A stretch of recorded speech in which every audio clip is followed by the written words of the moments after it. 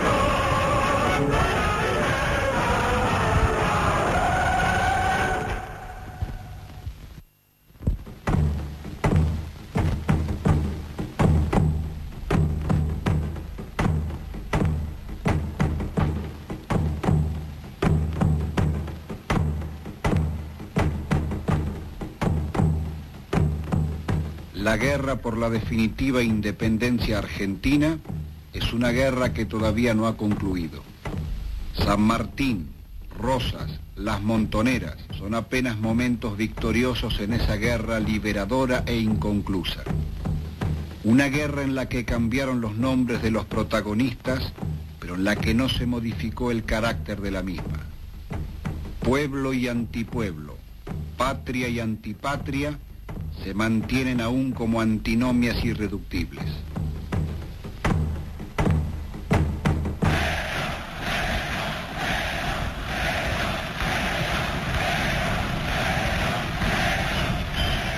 En los últimos años, la historia de esta lucha por la liberación nacional y social del pueblo argentino es la historia de un proceso revolucionario de características poco comunes. La historia de la Revolución Justicialista, proceso que arranca en 1945 y se proyecta sin pausas ni interrupciones. Proceso nacional, popular y antiimperialista que reconoce solo a un gran protagonista, el pueblo argentino, y a un conductor, el general Perón.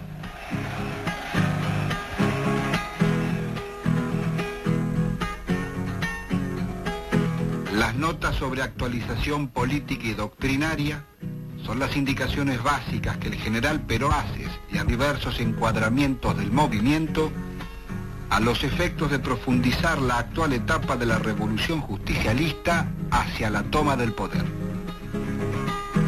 Estos mensajes han sido realizados con la finalidad de ayudar a la formación política de cuadros y militantes para esa toma del poder.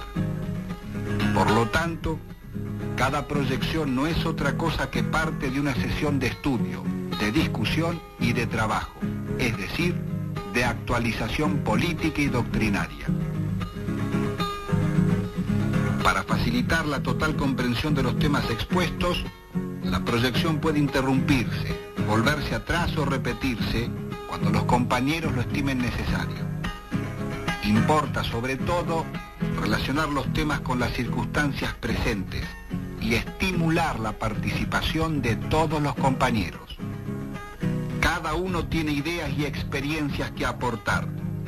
La actualización política y doctrinaria, como bien lo ha indicado nuestro conductor, es también una tarea que nos obliga a todos.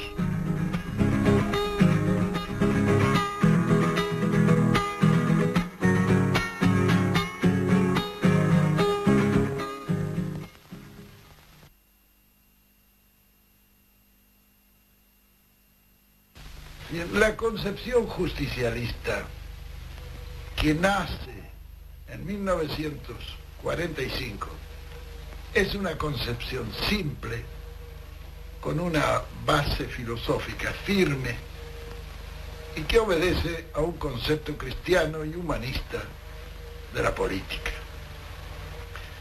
Indudablemente que el mundo ha venido desarrollando una evolución que hay que captar si queremos darle una continuidad congruente en el futuro. Es de ahí donde parte el justicialismo. Es indudable que el capitalismo, que se instaura como sucesor del medioevo, trae consigo la empresa, la máquina, que modifica extraordinariamente la actividad de las comunidades. No podemos negar que en los 2 siglos de acción del capitalismo, el mundo técnico y científicamente ha progresado más que en los 10 siglos precedentes.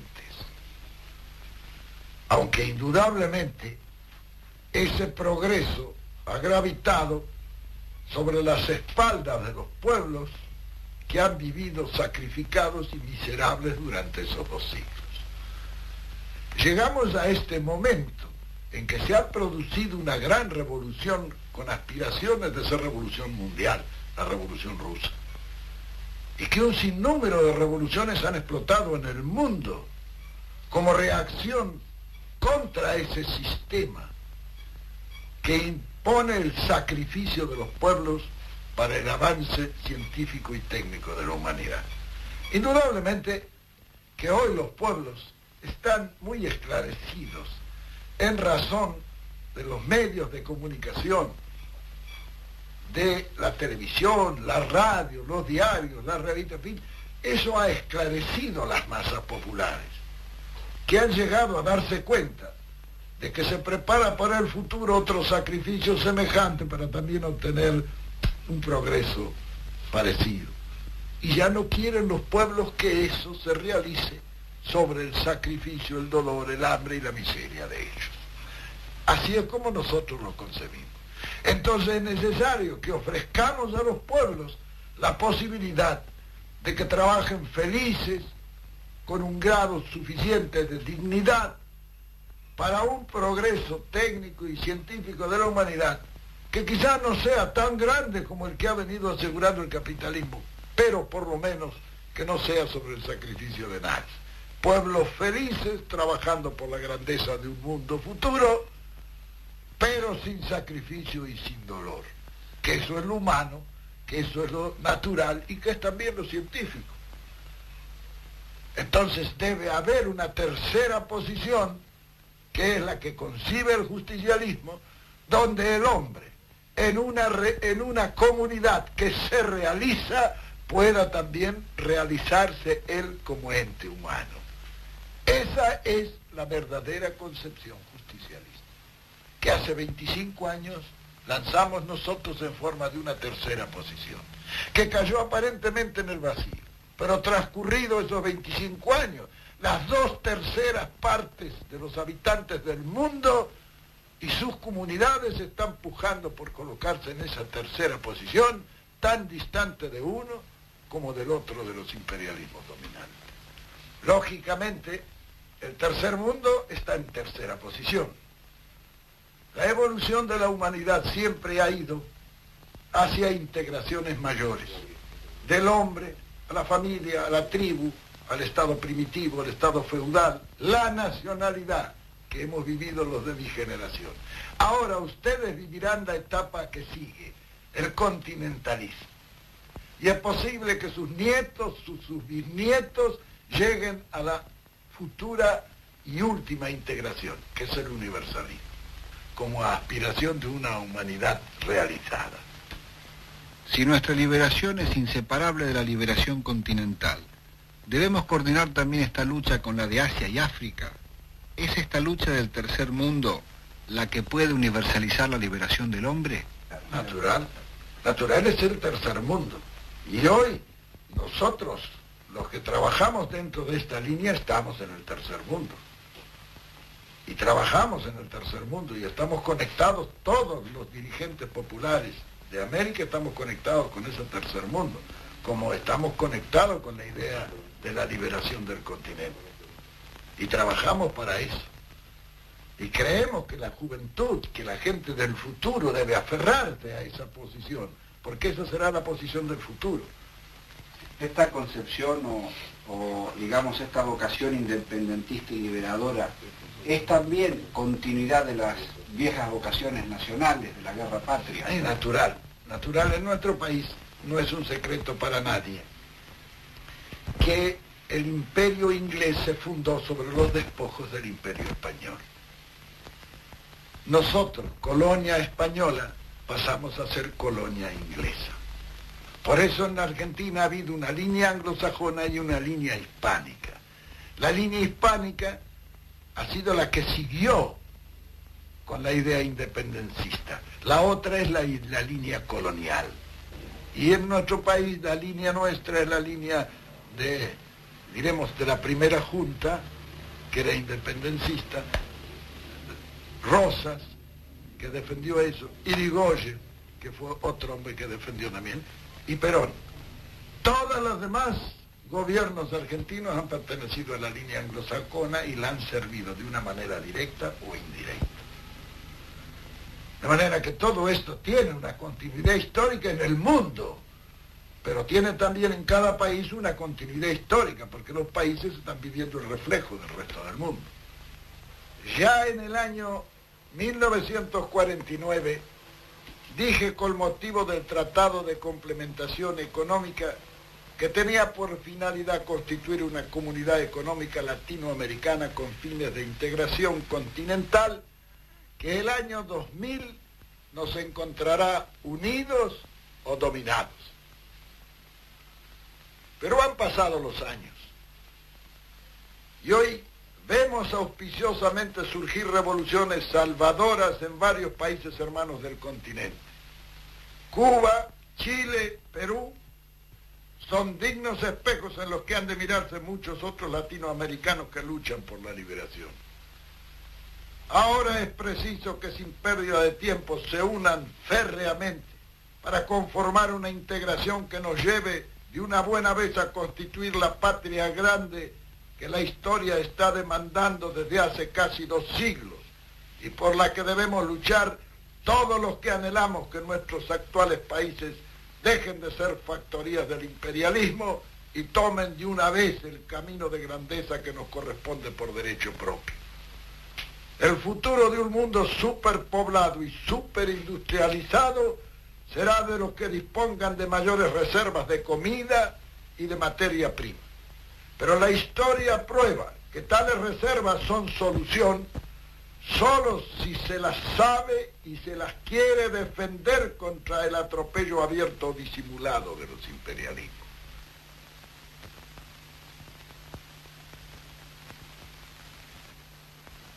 La única fuerza cívica que conserva su estructura y su potencia es el justicialismo, y dentro de él la clase trabajadora. Esta fuerza representa el eje del movimiento revolucionario nacional. ¿Pero qué es lo que define a una persona hoy en Argentina como peronista? Bueno, Peronista para mí, como conductor del movimiento, es todo aquel que cumple la ideología y la doctrina peronista. Por otra parte, nosotros esto lo hemos aclarado bien en el movimiento. Hay un decálogo del peronista, donde se dice cuáles son las 10 condiciones básicas que debe llenar un hombre para ser y sentir y poderse sentir peronista. De manera que, persuadido de esa verdad, eso es ser peronista. Indudablemente que en este momento hay un desplazamiento natural hacia el peronismo, que nos lo da el éxito de toda esta larga lucha de los 16 años pasados del 55 hasta ahora. En eso no hay que extremar las cosas. El movimiento peronista jamás ha sido ni excluyente ni sectario. Nuestro movimiento, por ser de una tercera posición, es un movimiento de gran amplitud. Eso es el peronismo. Ahora, dentro de la acción política que se desarrolla todos los días, vemos mucha gente que proviene de otros sectores políticos, que pueden ser del comunismo, pueden ser del conservadorismo, porque de todo hay en la huerta del Señor. Por aquí han pasado las más diversas tendencias. Y yo a todos les digo exactamente lo mismo. Vean, señores, cuando nosotros formamos el justicialismo, vinieron hombres conservadores, como el doctor Remorino. El doctor Remorino era secretario de Julito Roca, de manera que imagínense, del riñón de la oligarquía, y fue un gran peronista, un buen servidor, gran peronista. Del otro lado vinieron sectores socialistas, como Bramuglia, como Borlegui, como, en fin, un montón, y también del comunismo. Y todos esos hombres han demostrado a lo largo de estos años que han sido buenos peronistas. ¿Por qué vamos a presuponer que un hombre que se incorpora hoy, en vez de haberlo hecho hace 45 o hace 25 años, va a ser peor que esos que se incorporaron entonces? En este sentido, el movimiento justicialista, para ser realmente justicialista, y debe admitir que todos los hombres pueden ser buenos, y que todos pueden tener razón, e incorporarlos a servir al movimiento. En este sentido, ¿sabe? Yo me doy cuenta, con todo lo que ha pasado en el país, yo pienso que habrá un sector malintencionado, pero más que nada ha sido un sector desaprensivo o ignorante, o algún bruto también. Y el bruto siempre es peor que un malo, porque el malo suele tener remedio. El bruto no. He visto muchos malos que se han vuelto buenos. No he visto jamás un bruto que se haya vuelto inteligente. De manera que en todo esto que uno va echando a la balanza de la apreciación de los hombres, debe servirle para calificar y para compensar. Eso es conducción. Los hombres son útiles en la medida de su capacidad y de su buena intención. El hombre bien intencionado, aun cuando no sea muy capaz, suele servir. Es indudable que el hombre no puede ser perfecto. Entonces tiene sus pasiones y tiene sus intereses. Las pasiones y los intereses individuales son los que desvían y deforman la actuación peronista.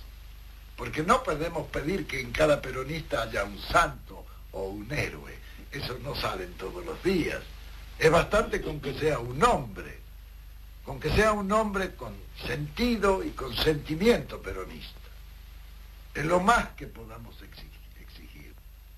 Un hombre de nuestro movimiento podrá tener cualquier defecto, pero el más grave de todos será no ser un hombre del pueblo. En la política esto es tan cierto como en la vida.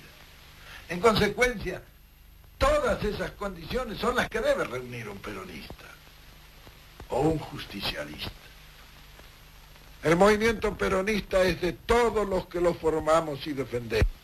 Y allí radica el derecho de que cada uno tiene de sentir y de pensar para el beneficio común, como lo establece el viejo apotegma peronista, que todos sean artífices del destino común, pero ninguno instrumento de la ambición de nadie. Al peronismo deben hacerlo con la voluntad decidida de poner todos los días algo de su parte para ennoblecerlo y dignificarlo.